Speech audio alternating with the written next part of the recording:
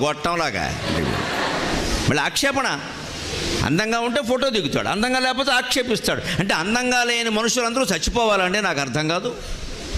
ఆ చంద్రబింబంలాగా అందంగా లేని అమ్మాయిలు అబ్బాయిలు చచ్చిపోవాలా? అందరూ అందంగా ఉంటారా? పైగా అందం అనేది ఏమన్నా మనం ప్రయత్నిస్తే వస్తుందా? నాకు ఇప్పుడు నెత్తి మీద జుట్టు కావాలమ్మా, ఏం చేస్తే వస్తుందో మీరు చెప్పండి. I'm very much worried about that. నేను కవిని చూసి అసూయపడను, నేను కవిని. నేను పండితులను చూసి అసూయపడను, నాకు పాండిత్యం ఉంది.